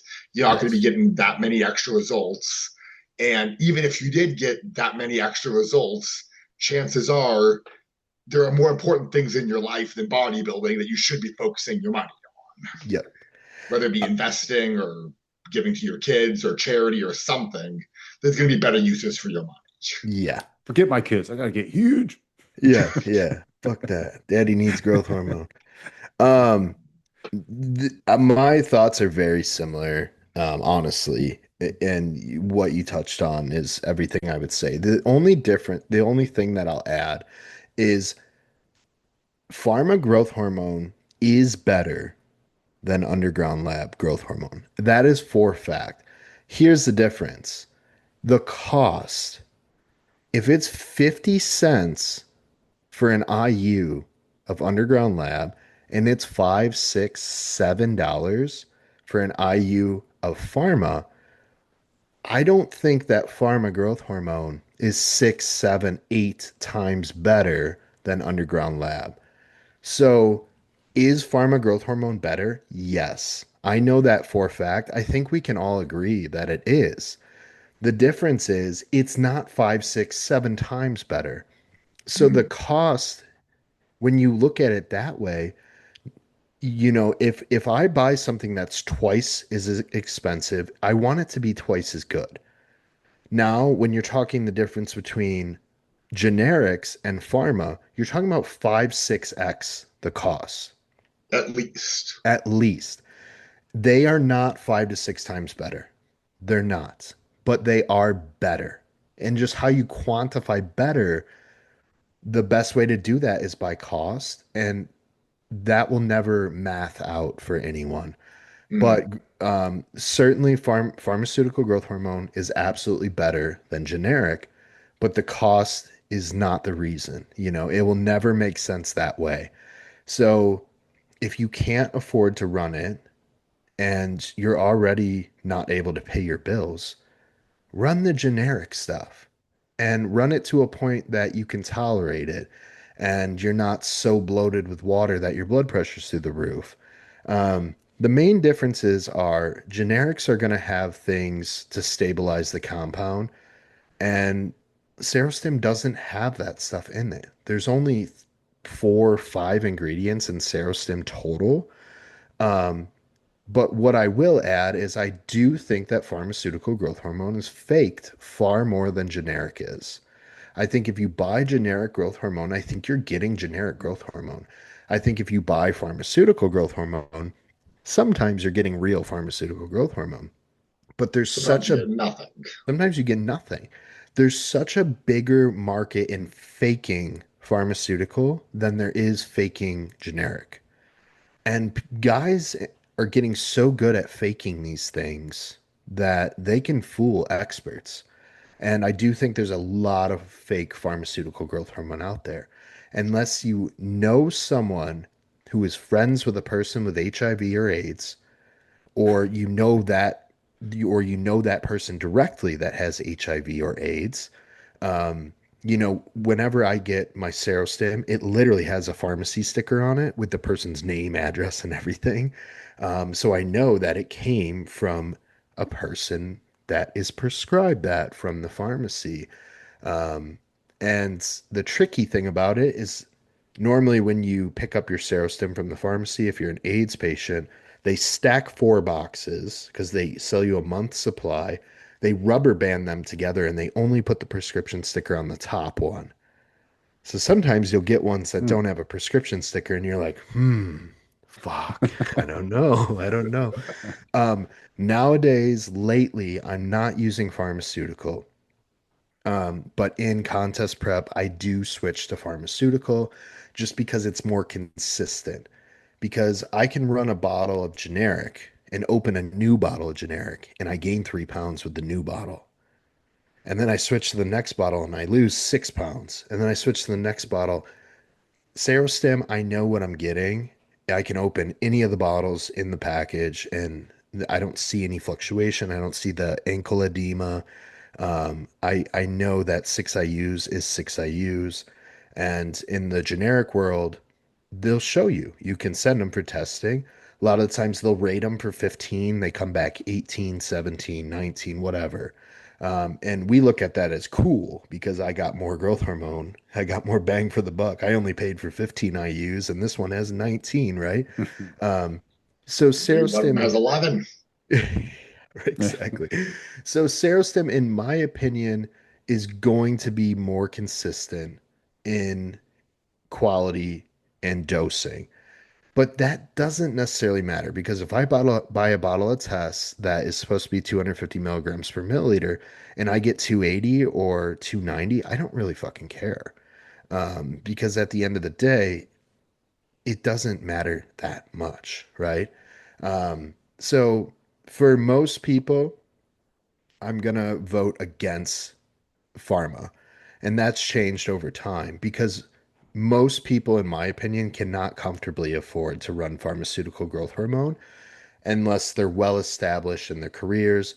their kids are taken care of, retirement's taken care of, they have a home that is, let's say, paid off or almost paid off, or all of these things. They don't have a bunch of debt. Um, guys always gave me shit for running pharma, and it's like, I mean, the only debt I have is my mortgage, and the only hobby I have is bodybuilding. I almost said The only growth hobby you hormone. have is growth The hormone. only hobby I have is using growth hormone. Um, the only hobby I have is bodybuilding. So that's where my money goes. Some guys want to drive, whatever, a badass car, and their car payment is $1,500, $1,800 a month. Well, that's my Serostim budget. So we drive different cars. I drive one that sits in my fridge and, I inject it. And you drive one that sits in your driveway. It's just different. It would be cheaper if you use that one in your fridge to build an actual car than to. Yeah, no Yeah. shit. Yeah, so like currently, I'm not running any growth hormone currently. But when I do reintroduce it, I'll probably use generic for a while. And then when it comes time to contest prep, I likely will switch over to pharmaceutical just because it's my old trusty. I know I respond really well to it. And I know that I've run as high as 12. I use a Serostim. I ran that for about 10 months. And I did very, very well on it. I put on a lot of size. I felt great. Literally no side effects, no water retention or anything. Man, I can blow up with water on 6 IU a generic. So I think I'm a high responder to different peptides. Like I do really well with insulin as well. So I think my body's just very sensitive to peptide-like drugs. And when I use ones like generic, and blowing up with water doesn't necessarily mean that it's something dangerous necessarily. It just For means the that's blood pressure. as long as your blood pressure is good, but it just means that's how my body responds to it. In prep, I don't want to be holding a ton of water because I want to see what's happening week to week. And Serostim gives me a cleaner vision of that. Yeah. I don't really have anything much to add. I mean, other than um, I guess you can always marry a person with AIDS and get it Yeah, that way, exactly. Yeah, or that's a, the most optimal case. Yeah. adopt a dwarf or something. I don't know, but Yeah. Yeah. Well, they freak you out, ain't true. yeah, I know. But you better turn into Messi. Stay on that growth hormone. Yeah, yeah. Yeah, so Um, that's in a nutshell, pharma technically is better. yeah, Generic is sufficient. It's fine. It's fine. Just take one of them though. Don't yeah. I not mean, take and any of I them. would say, I wouldn't trust whoever you're buying always. I guess, like, yeah, I would still send it out to get tested. Yeah, And if and the purity levels come back, like what pharmaceutical grade, we're looking at, like they're okay with like a 91% and above. Like that's fine. A lot of generics that I've done, they're at like 95 or 94, which is really good. But then you also run across the risk. So like if my clients have enough money, like you're saying, to afford uh, pharma, you reduce the risk of one of the bottles having any sort of contaminant, because yeah, then you might inject and you might get a little histamine response. And then that might make you hesitant to do the rest of it. yep. Um, I'll take it. yeah. So, I mean, I would just Send it to say, Joey. If um, the shortage and going then, on and daddy needs his GH. yeah. Yeah. Here's my way of playing devil's advocate with testing. And something can test at 95, 98, um, etc., right? Let's say you get a generic, it tests at 97 or 98% purity, and still you put it in your body and it reacts different than it should. And it's just Yeah. like we don't know what's happening on a cellular level, right? We know that the gasoline we put in our car was 93 octane, but for some reason our car ran like shit. And then we went to a different gas station, put 93 octane, and these are both tested gasolines, and one ran better. And it's like not everything works perfect on paper. That's why it's very hard because I've run generics that I've had COAs on and I still blew up like crazy with water.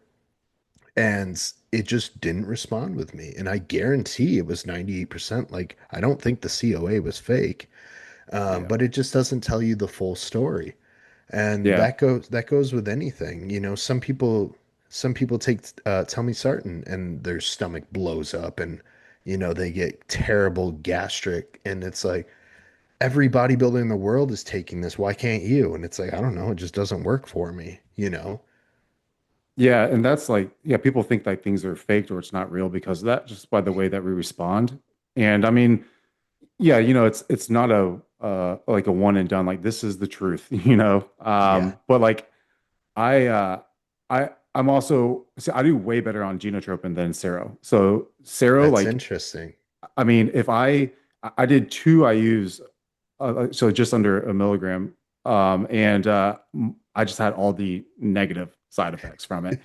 Gino, I could do 2 milligrams and I could be fine and stay dry. But switching to generics of them, again, I still respond better to Gino, but Yeah. I could just use less. Yep. And the one thing about if you don't have enough money to spend on pharma, even if you don't have enough money to spend on generics, 'cause people think that this is like you need growth hormone to have hyperplasia. Yeah, come If on. if if you need to be able to buy enough for at least half a year to a year to Yeah. run fully and for you to be able to sleep at night. Because if you're stressed, stress is going to kill whatever the growth hormone is supposed to do because you Yeah. can't go to Yeah. sleep at night, Yeah. So uh, yeah, and then after that, you go into just how you use growth hormone. But for this dude's Yeah. question, like it seems like he's bought pharma already. So just use what it is, take note, see how you respond to it, and then buy generic the next time and see how you respond, and then switch whatever. If you have zeros, switch to gen and see. Yeah. Um, The one so the one that's what thing I would I'll say. add about this whole pharma versus generic is there's a few type of people that are voicing their opinion on it. And a lot of the times, the people with the largest opinion on pharmaceutical growth hormone have never run it. They've never Yeah, even taken the shit, and they have the biggest opinion on how it's a waste of money and how it's bullshit. And it's like you've never done it.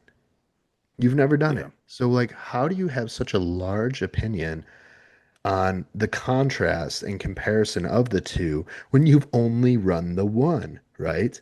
I've eaten pizza and burgers. I like burgers more. If I've never eaten pizza, I can't just say, well, no, I like burgers more than pizza. It's like you've never had pizza though, so you don't necessarily know. And then the last problem with people that give the comparisons is I was running 10 IUs of generic and I switched to 4 IUs of Serostim and it did nothing. And it's like, well, you just cut your dose like more than half, you know? You're running yeah. 10 and you switch to 4.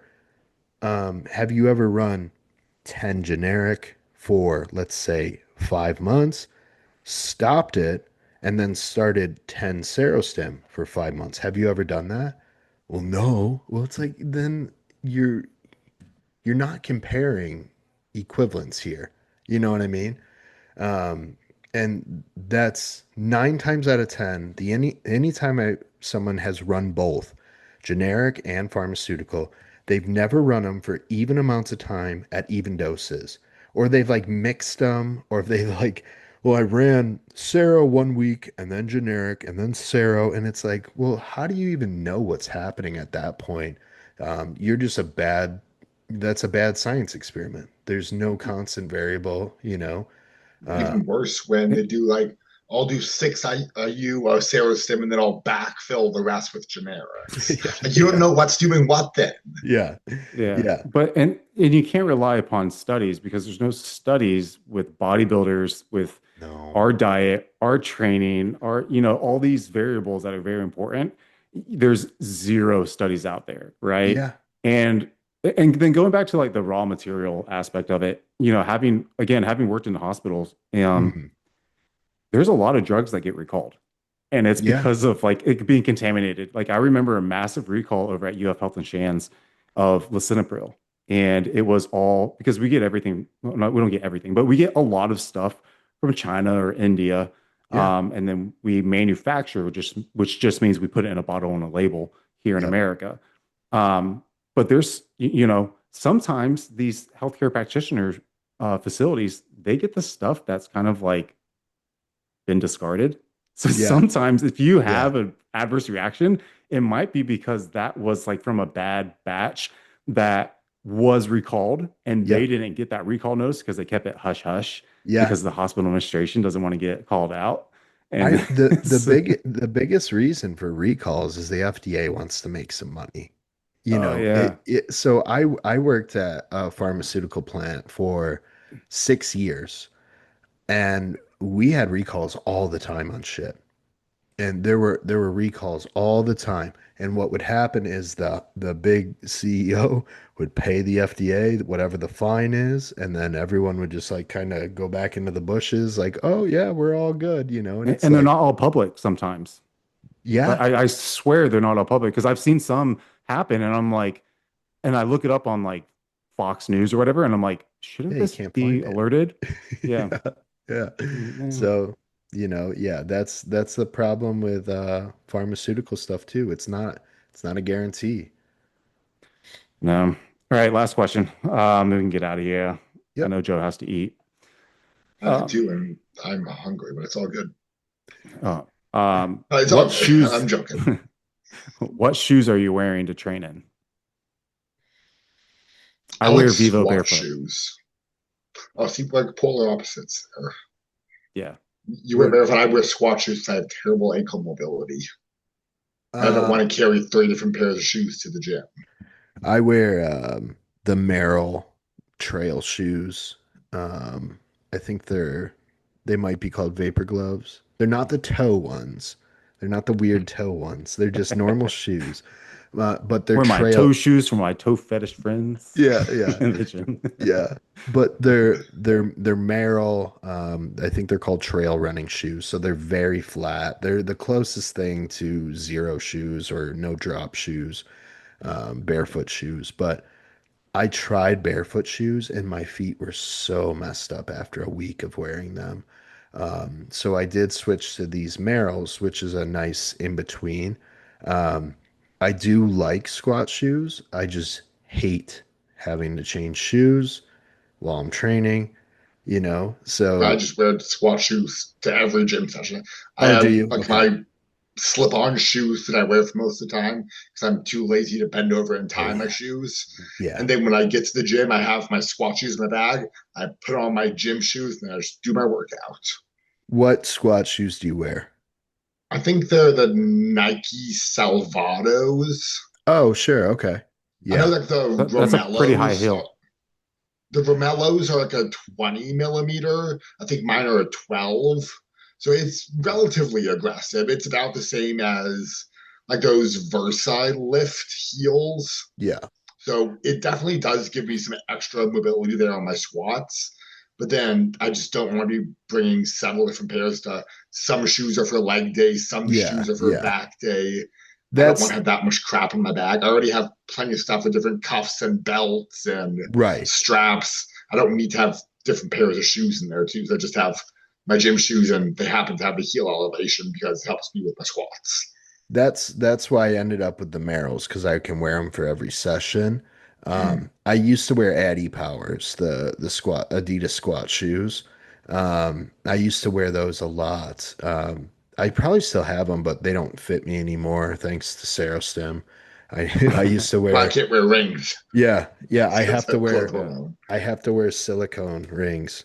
So I can't Um, use like an Yeah. Aura ring or anything just because my yeah, fingers fluctuate so much I can't get it on and off to charge it. yep, yeah. I can only wear silicone rings, but yeah, my shoes went from a size 10. I wear a size 12 now, and that's over the last probably 5 years.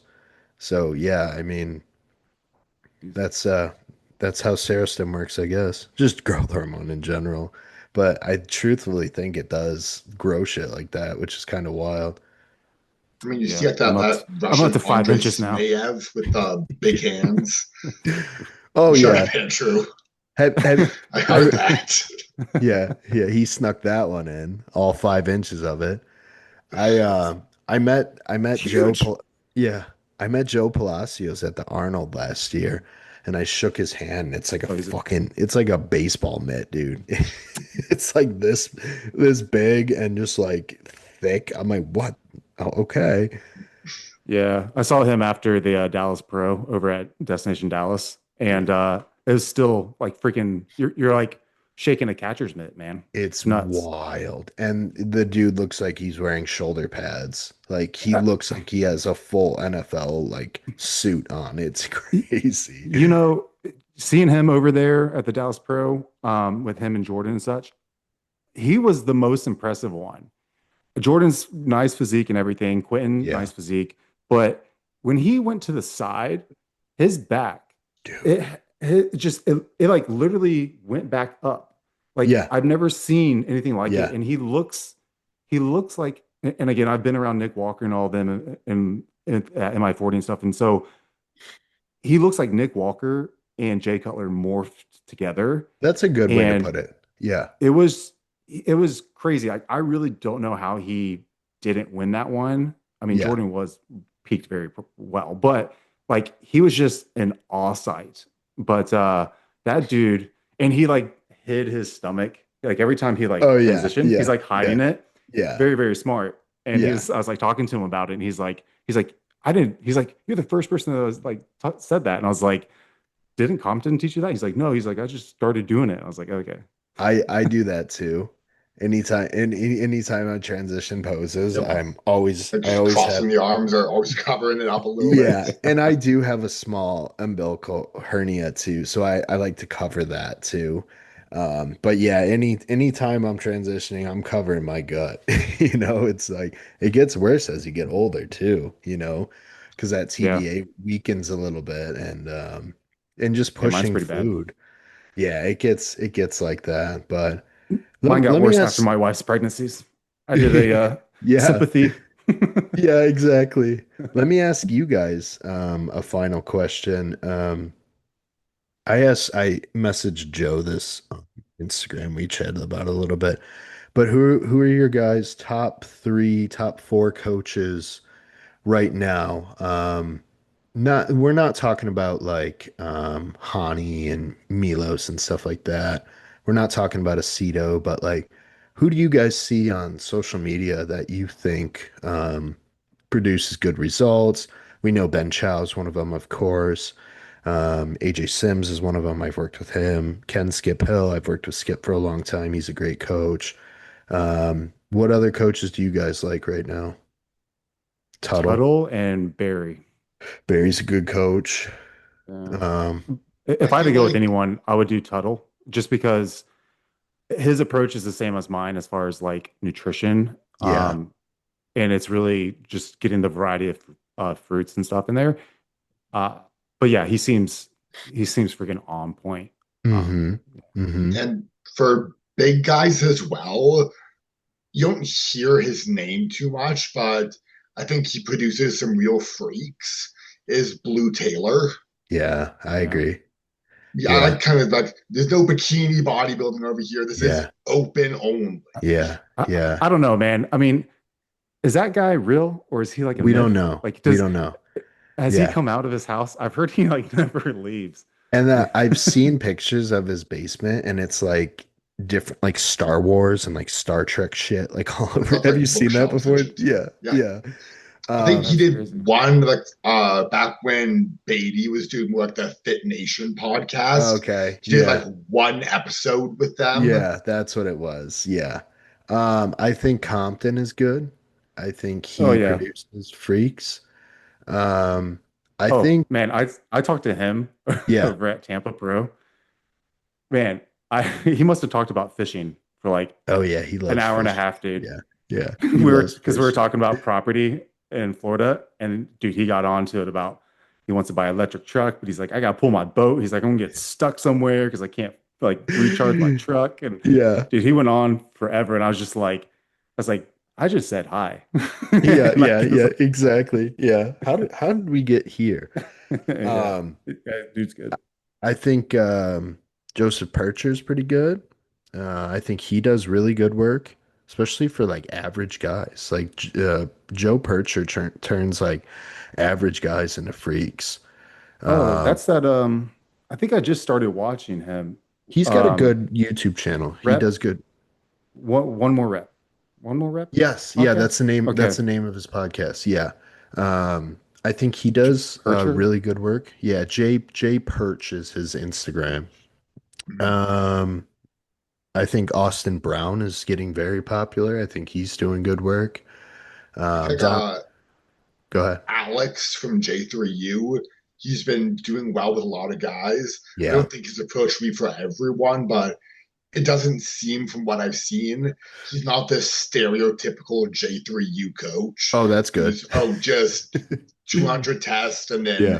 3 grams 9,000 of master on. mast. Yeah. It doesn't Uh, like he's exactly like that, but I was listening to actually him on Seth's podcast this morning, oh, where he okay. coaches Ty Dustin, Yeah. Yeah. and seems like he pushes the boat out a little bit more with that. That's good. Still, some of the safer use stuff, like just are we doing like 250 tren, which Okay. is more than you would see from most guys, but he's also not doing like 600 tren. Yeah. Yeah. Exactly. Yeah. But he is Um, very much like the daily dosing, and then He's yeah. of course a like the telemasart and training he's push and J3U. everything. Yeah, I think Yeah. Alex J3U. Okay, He's like so there's he's is he Luke doing Miller. more the real stuff that John actually Yeah. does and not teach? Yeah, Yes. he's doing the real Okay, bodybuilding stuff. okay. Like Um, there's John and Luke, and then like Alex is like the very next kind of one in the company after them. And he okay. seems to be still, like I said, safer use model and trying to be very health conscious, but he's more willing. It's He almost like a like mix of John and Aceto. he likes to It's like, party. Yeah. yeah, Yeah. he's actually someone you want to hang out in a room. Yeah, yeah, exactly. I think Dom Kuza's very good. Oh, Yeah, Um, absolutely, yeah. yeah. yeah, I think Austin Dom's Stout. good. Yeah, Stout's really good too. Stout's good. I think Stout's pretty underrated actually. I Um, think, and he looks good right oh now. Like yeah, yeah. I see his updates. Um, I feel like I only see him on Facebook, but Yeah, that's funny. I kind of feel like the same way. I feel like I see all of his stuff on Facebook. it's Um, like anybody that's like geared toward the GI and not like I don't like the people that are like let's get a GI map and then I'm going to read it for you. Like, dude, you're not a yeah, GI specialist, but like yeah, if they can somehow manipulate your food to help your gut, I'm like, that's very impressive. yeah. And I really like those. Yeah, I think Austin is really good. Austin Stout. Yeah, I don't know. I always try to see who people like, and kind of who's doing good work with just like average guys. 'Cause of course you got those coaches that only get freaks Mhm. and they just like clean them up a little bit and put them on stage. It's like, yeah, look at how dug out his glutes are. It's like, yeah, he had glutes when he was 300 and fat, So it's like that's not impressive. I want to see the guys that are turning like guys like me with average genetics into freaks, That's what's impressive to me. How's who's the dude who did Nick for a little bit, coached him for a little bit. Super Dom sliced. He's good. Dom super sliced.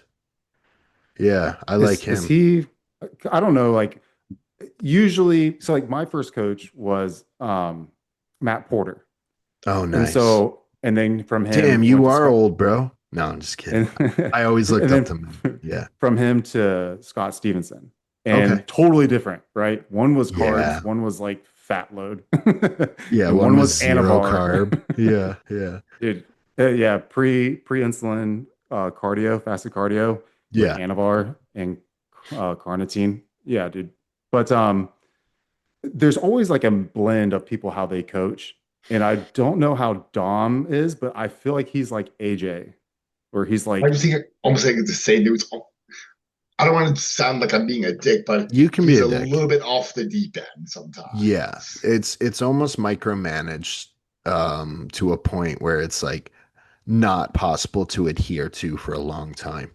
Mm. And that's why you just don't see guys stay with those type of coaches for a long time because clients cannot maintain adherence, even the best clients, even clients that are just locked in 24/7. There comes a point where it's like, dude, I've checked my blood sugar 900 times today. Like, I just want to eat my food and do the bodybuilding shit. And, does all of the tenths and hundredths of a percent really, really matter?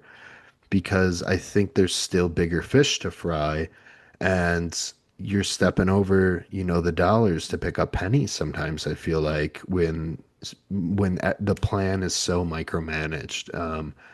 And that's partly because I am a little bit more old school. So it's like maybe that's just part of how I work. I don't know. Stressing me out, poking my finger. Got my Well, CGM in, and I'm poking my finger, and yeah, then it's like what you alluded to earlier. It's like, is the stress response from following a plan that's so incredibly difficult to adhere to, is that more, catabolic than actually doing the simple bodybuilding stuff that is hit all the time, very easy to adhere to. You just do it day in, day out, year after year after year. I really think that's going to bring a much greater bodybuilder after 5, 10 years than the one micromanaging all of these supplements and peptides and all this crazy stuff.